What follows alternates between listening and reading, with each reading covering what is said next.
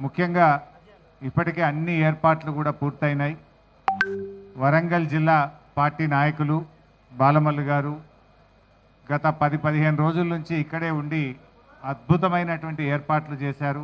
వారందరికీ నా తరఫున అభినందనలు, కృతజ్ఞతలు కూడా తెలియజేస్తా ఉన్నా. మరి కేసీఆర్ గారి నాయకత్వంలో ఈ సభ చాలా అద్భుతంగా ఏర్పాట్లు జరిగాయి. కోర్స్ వరంగల్ జిల్లాకు భారీ బహిరంగ సభలు జరిపిన ఘనత వరంగల్ జిల్లాకే ఉంది. గతంలో మహాగర్జన పేరిట 20 సభ జరిపిన చరిత్ర కూడా వరంగల్ జిల్లాకే దక్కింది. సో అందువల్ల వరంగల్ జిల్లా నాయకత్వం మొదటి నుంచి కూడా అద్భుతమైనటువంటి సభలు సమావేశాలు జరిపారు. ఎప్పుడైనా బీఆర్ఎస్ పార్టీకి అతిపెద్ద సభలకు వరంగలే వేదిక అయింది. ఇప్పుడు కూడా కేసీఆర్ గారు మళ్ళీ వరంగల్లోనే ఈ యొక్క సభ జరపాలని నిర్ణయించడం, మరి ఈరోజు రాష్ట్ర వ్యాప్తంగా కూడా ఈ సిల్వర్ జూబ్లీ, ఈ రజతోత్సవానికి రాష్ట్ర ప్రజలు స్వచ్ఛందంగా పెద్ద ఎత్తున తరలి రావడానికి సిద్ధమయ్యారు. ఇప్పటికే చాలా జిల్లాల నుంచి పాదయాత్రన ప్రజలు ప్రారంభమై దారి మధ్యలో ఉన్నారు. ఎడ్ల బండ్ల మీద కొంతమంది చేరుకున్నారు, ఇంకా కొంతమంది చేరుకుంటా ఉన్నారు. కొంతమంది సైకిల్ యాత్ర మీద బయలుదేరారు. కొంతమంది స్వచ్ఛందంగా తమ సొంత వాహనాల్లో రావడానికి కూడా రాష్ట్ర వ్యాప్తంగా ప్రజలు కేసీఆర్ను చూడాలి, కేసీఆర్ గారు ఏం మాట్లాడతారో వినాలనేటువంటి ఒక ఉత్సాహం ఈ రాష్ట్ర వ్యాప్తంగా కూడా కనబడతా ఉంది. బీఆర్ఎస్ రజతోత్సవం అంటే ఇది తెలంగాణ ప్రజలందరికీ కూడా నిజంగా ఒక రకంగా పండగ లాంటిదే. బీఆర్ఎస్ పార్టీ లేకపోతే ఇవాళ తెలంగాణ లేదు, తెలంగాణ లేకపోతే ఇవాళ ఇంత అభివృద్ధి మనం చూసేటువంటి వాళ్ళం కాదు. ఆనాడు సమైక్య రాష్ట్రంలో కరువు కాటకాలకు నిలయంగా, వలసలకు నిలయంగా, ఆత్మహత్యలకు నిలయంగా ఉన్న ఈ ప్రాంతానికి విముక్తి కలిగించి తెలంగాణ ఆత్మగౌరవ బావుటా ఎగిరేసినటువంటి పార్టీ ఇవాళ బీఆర్ఎస్ పార్టీ.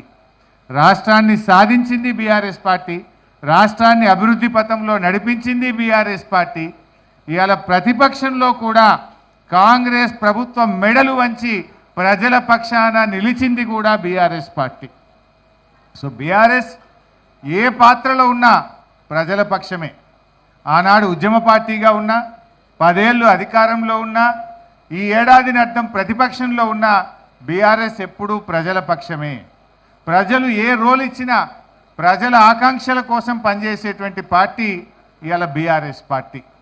ఇవాళ ఏ రోజైనా ప్రజలు ఇవాళ ఏ కష్టం వచ్చినా మళ్ళీ బీఆర్ఎస్ వైపే చూస్తున్నారు. రాష్ట్రంలో మళ్ళీ కేసీఆర్ రావాలి, మళ్ళీ బీఆర్ఎస్ ప్రభుత్వం రావాలి అని ఇలా రాష్ట్ర ప్రజలందరూ కూడా కేసీఆర్ వైపు చూస్తూ ఉన్నారు. ఈ ప్రభుత్వం ఎన్నో ఆశలు చెప్పి, ఎన్నో ప్రజల్లో విషయాలు చెప్పి ఇలా అధికారంలోకి వచ్చింది. కానీ ఏడాది అర్థంలోనే పాలేందో నీళ్ళేందో తేలిపోయింది. ఈ కాంగ్రెస్ ప్రభుత్వం అన్ని మాయమాటలు చెప్పిన ప్రభుత్వంగా ఇవాళ ప్రజలకు అర్థమైపోయింది. ఒక్క కొత్త పథకాలు సరిగ్గా నడవలేదు, కానీ ఉన్న పథకాలు మాత్రం బంద్ పెట్టిండ్రు. ఏడాది అర్థంగా ఫీజు రియంబర్స్మెంట్లో ₹1 ఇయ్యక ఇవాళ విద్యార్థుల చదువులు ఆగమైతా ఉన్నాయి. లక్షలాది మంది విద్యార్థుల జీవితాలు రోడ్ల మీదకి వస్తున్న పరిస్థితి. ఇలా కేసీఆర్ కిట్ బంద్ అయిపోయింది, రైతు బంధు బంద్ అయిపోయింది, బతుకమ్మ చీరలు బంద్ అయిపోయినాయి, కళ్యాణ లక్ష్మి అయితే పిల్లలు పుట్టినదాకా కూడా వస్తలేవు. తులం బంగారం దేవుడెరుగు కానీ కళ్యాణ లక్ష్మి చెక్కులు కూడా రానటువంటి పరిస్థితి ఏర్పడ్డది. అంటే ప్రభుత్వం మొత్తం కూడా ఇలా కాంగ్రెస్ ప్రభుత్వం శృతిలేని గతిలేని ప్రభుత్వం అయిపోయింది. డైరెక్షన్ లెస్ ప్రభుత్వం అయింది. క్యాబినెట్లో కాంగ్రెస్ ప్రభుత్వంలో ఒక శృతి లేదు, తలా ఒక మాట మాట్లాడుతూ ఉన్నారు. ఇలా రాష్ట్ర ఆదాయం తగ్గుముఖం పట్టింది. బీఆర్ఎస్ ప్రభుత్వం ఉండగా ఏటా 12% రాష్ట్ర ఆదాయాన్ని పెంచింది బీఆర్ఎస్. సంపద పెంచింది, పేదలకు పంచింది. కానీ కాంగ్రెస్ వచ్చిన తర్వాత ప్రభుత్వ ఆదాయం మైనస్లోకి పోయింది. జీఎస్టీ తగ్గింది, స్టాంప్స్ అండ్ రిజిస్ట్రేషన్ తగ్గింది, ఎక్సైజ్ ఆదాయం తగ్గింది, మైనింగ్ ఆదాయం తగ్గింది, ఆర్టీఏ వెహికల్ రిజిస్ట్రేషన్ ఆదాయం తగ్గింది. ఓవరాల్గా ఈ ప్రభుత్వ వైఫల్యం వల్ల పాలన చేతగాక మొత్తం పరిపాలన కుంటుపడ్డటువంటి పరిస్థితి మనకి రాష్ట్రంలో కనబడతా ఉంది. ఇవాళ రేవంత్ రెడ్డి గారు కేవలం మాటల మనిషిగానే మిగిలిపోయింది తప్ప చేతల్లో ఫెయిల్ అయిపోయింది. దేవుని మీద ఒట్టుబెట్టి రుణమాఫీ చేయకుండా దేవుళ్ళని మోసం చేసిన చరిత్ర, నిండు అసెంబ్లీలో 31 మార్చి 2025 కల్లా రైతులందరికీ రైతు బంధు ఇస్తానని ఇటు అసెంబ్లీని మోసం చేసిండు, అసెంబ్లీని తప్పుదో పట్టించిండు, దేవుళ్ళ మీద ఒట్టుబెట్టి మాట తప్పి దేవుళ్ళను కూడా మోసం చేసినటువంటి ముఖ్యమంత్రి ఇవాళ రేవంత్ రెడ్డి. అసెంబ్లీలో ఒక మాట చెప్తే ఖచ్చితంగా అది అమలు చేసినటువంటి చరిత్ర శాసనసభకు ఉంటుంది. కానీ శాసనసభలో చెప్పిన మాట నడవదు, దేవుళ్ళ మీద ఒట్టుబెట్టి చెప్పిన మాట అమలు కాదు, మొత్తంగా కూడా గందరగోళమైంది. అందుకే ఇవాళ రాష్ట్రంలో ఉండే రైతులు కేసీఆర్ వైపు చూస్తున్నారు. రైతు రాజ్యం అంటే అది బీఆర్ఎస్ ప్రభుత్వమే నిజమైన రైతు రాజ్యం ఇచ్చింది. ఈ రాష్ట్రానికే కాదు దేశానికే మార్గదర్శకంగా రైతుల విషయంలో కేసీఆర్ గారి పాలన ఉంది. ప్రపంచంలో ఎక్కడ కూడా రైతులకు నగదు బదిలీ పథకం లేదు.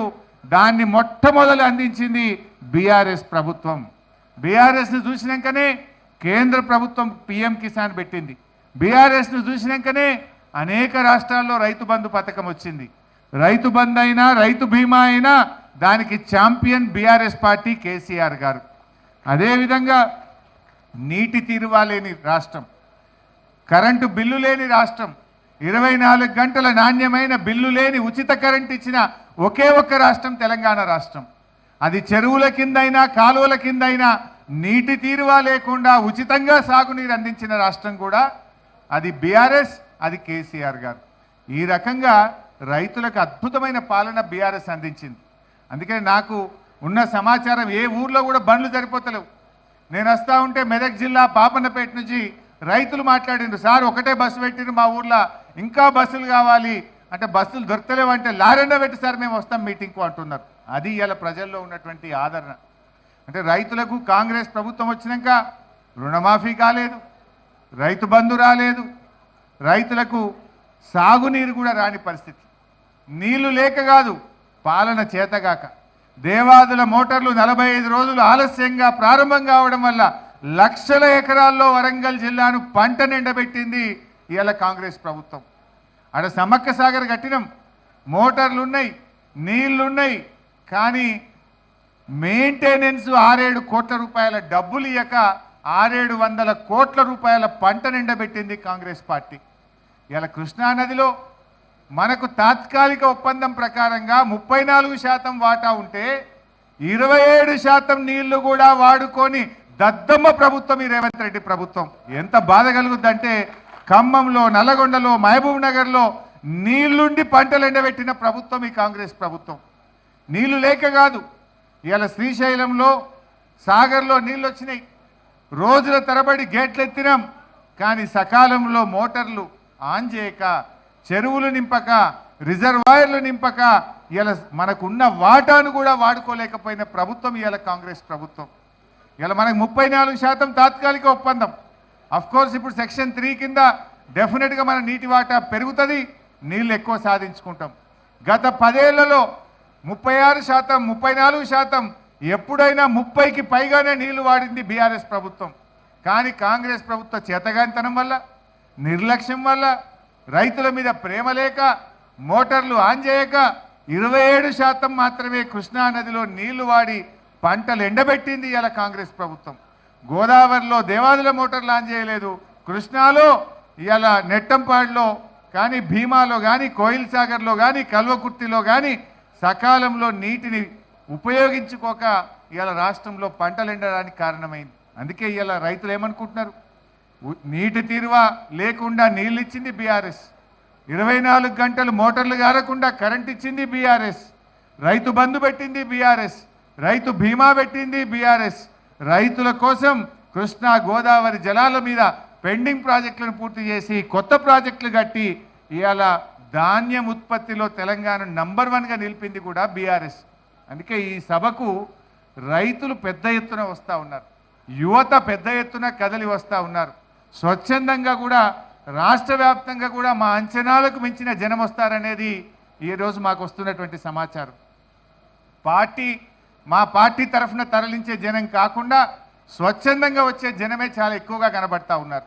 ఎక్కడికక్కడ గ్రామాల నుంచి ప్రజలు ఎవరికి వాళ్ళుగా ఈ సభకు పోవాలి, కేసీఆర్ గారు ఏం మాట్లాడతారో వినాలనేటువంటి ఒక ఉత్సాహం రాష్ట్ర ప్రజల్లో ఉంది. నిజానికి ప్రజలకే కాదు, కాంగ్రెస్ వాళ్ళకి ఎక్కువ ఉన్నట్టుంది. కాంగ్రెస్ నాయకులే ఎక్కువ మాట్లాడుకుంటున్నట.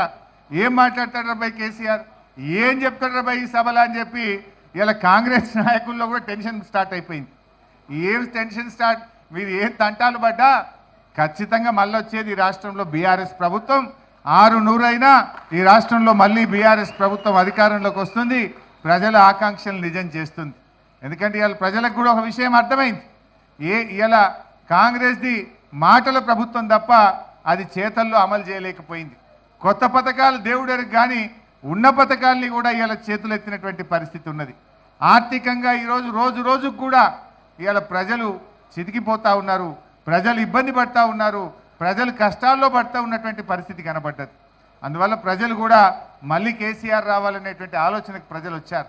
అందుకే రాష్ట్ర వ్యాప్తంగా కూడా తెలంగాణ వాదులను, ఉద్యమకారులను, ప్రజలను, యువతను, రైతులందరికీ కూడా పిలుపునిస్తూ ఉన్నాం. రేపటి సభకు మీరందరూ కూడా స్వచ్ఛందంగా పెద్ద ఎత్తున తరలి రావాలని కోరుతా ఉన్నాం.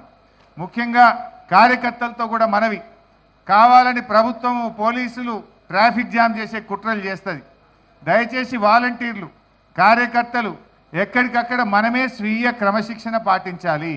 ఎక్కడ కూడా ట్రాఫిక్ జామ్ కాకుండా చూసుకోవాలి. మనము ఓవర్టేకులు చేసి ఒక బండికి ఒక బండి అడ్డం పెట్టుకొని ట్రాఫిక్ జామ్ కాకుండా చూడండి. ముఖ్యంగా పార్టీ వాలంటీర్సు, పార్టీ నాయకత్వం అవసరమైతే దిగి మనమే ఎక్కడికక్కడ ట్రాఫిక్ పోలీసులుగా, వాలంటీర్లుగా డ్యూటీ చేసైనా సరే ఎక్కడ ట్రాఫిక్ కంజెషన్ రాకుండా చూసుకోవాలి. రోడ్డు మీద నిలబడండి అవసరమైతే. దయచేసి అందరు కూడా సహకరించాలి. ప్రజలకు కూడా మేము విజ్ఞప్తి చేస్తూ ఉన్నాం. వరంగల్ ప్రజలు విజ్ఞులు.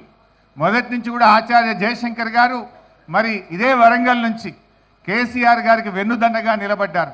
కేసీఆర్తోనే తెలంగాణ సాధ్యమవుతుందని జయశంకర్ సార్ బతికున్నంత కాలం కేసీఆర్ వెంట ఉన్నారు, కేసీఆర్ని ఆశీర్వదిస్తూ నడిపారు. వరంగల్ ప్రజలు ఎప్పుడు సభలు జరిగినా ఎంతో గొప్పగా తరలి వచ్చిండ్రు, సహకరించిండ్రు. రేపు ఆదివారం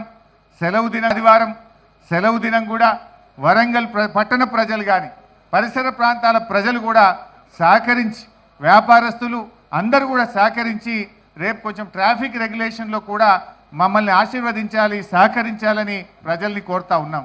ఈ సభ రజతోత్సవ సభ, ఇది పార్టీ జరుపుకునే సభ కాదు. ఈ రాష్ట్రం కోసం, ఈ రాష్ట్ర ప్రజల కోసం, ఈ రాష్ట్ర ప్రజలు పడుతున్న కష్టాల్ని దూరం చేయడం కోసం, ప్రభుత్వం మీద ఒత్తిడి తేవడం కోసం, ఈ పార్టీ సాధించిన విజయాలను చెప్పడంతో పాటు ప్రజల కోసం జరిగేటువంటి సభ. ఈ సభ ఈ రాష్ట్రం కోసం. ఎందుకంటే బీఆర్ఎస్ పుట్టిందే తెలంగాణ కోసం. బీఆర్ఎస్ తెలంగాణ ప్రజల గుండెల్లో నుంచి, తెలంగాణ ప్రజల ఆలోచనలో నుంచి పుట్టినటువంటి పార్టీ కనుక రేపటి సభ విజయవంతానికి వరంగల్ ప్రజలు, ఈ పరిసర ప్రాంతాల ప్రజలు, వ్యాపారస్తులు అందరూ కూడా సహకరించాలి. ట్రాఫిక్ ఇబ్బంది రాకుండా కూడా మీరు ఆశీర్వదించాలని చెప్పి నేను ప్రజలకు అప్పీల్ చేస్తూ ఉన్నాను. అదేవిధంగా రాష్ట్ర వ్యాప్తంగా కూడా అందరూ కూడా తరలి రండి. కొంచెం ఇబ్బంది అయినా కూడా ఎక్కడికక్కడ దిగి రెగ్యులేట్ చేయండి ట్రాఫిక్ను. ట్రాఫిక్ జామ్ కాకుండా మనకు మనమే స్వీయ క్రమశిక్షణ పాటిస్తూ రెగ్యులేట్ చేసుకొని సభను విజయవంతం చేయాలి. జనం రాకపోవడం అనే ప్రశ్న లేదు. అంచనాలకు మించిన జనం రాబోతున్నారు.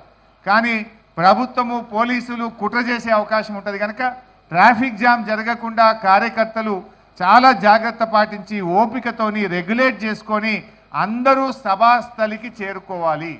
అందరూ కూడా టైమ్లీ మన యొక్క సభకు వచ్చే విధంగా, సభాస్థలికి చేరుకునే విధంగా మన బీఆర్ఎస్ కుటుంబ సభ్యులందరూ కూడా మరి జాగ్రత్తగా స్వీయ క్రమశిక్షణతో ఈ సభను విజయవంతం చేయాలని చెప్పి నేను అందరినీ కూడా కోరుతా ఉన్నా. కొన్ని సందర్భాల్లో గతంలో బీఆర్ఎస్ మీటింగ్లు పెడితే ఆడ జాగలేదు మీటింగ్ మొత్తం ఫుల్ అయిపోయిందని చెప్పి పోలీసు వాళ్ళు చెప్తుంటారు. ఇక మీరు ఇటే తిరిగిపోండి, వాపసు పోండి, బండ్లు వెళ్ళగొట్టిన కూడా కొన్ని నేను ఉద్యమ కాలంలో చూసిన. కావాలని పోలీసు వాళ్ళు తప్పుడు సమాచారం చెప్తారు. ఆడ మొత్తం ట్రాఫిక్ జామ్ అయిపోయింది, ఫుల్ అయిపోయింది, ఆడ జాగలేదు, ఇక మీరు ఓన్రీ ఇంటికి అంటారు. అట్నుంచి అటే బండ్లు మలిపే కుట్రలు చేస్తూ ఉంటారు, తప్పుడు సమాచారం చెప్తూ ఉంటారు. ఇటు వేటిని కూడా నమ్మొద్దు. ఏది వర్షం పడ్డా, ఎండ కొట్టినా, ప్రపంచం తలకిందులైనా సభకు చేరాల్సిందే, కేసీఆర్ మాటలు వినాల్సిందే. అందరూ కూడా సభకు చేరుకునే విధంగా గట్టిగా కృషి చేయాలి. సభకు అందరూ కూడా వచ్చి దీన్ని విజయవంతం చేసి మనందరం కూడా మళ్ళీ బీఆర్ఎస్ ప్రభుత్వం రావాలి, మళ్ళీ కేసీఆర్ ముఖ్యమంత్రి కావాలని మనందరం కూడా ఇక్కడ ప్రతిజ్ఞ భూని కంకణబద్దులై ఈ సభాస్థలి నుంచి కదిలే విధంగా ఈ సభను విజయవంతం చేయాలని చెప్పి కోరుకుంటూ అందరికీ నమస్కారం. జై తెలంగాణ.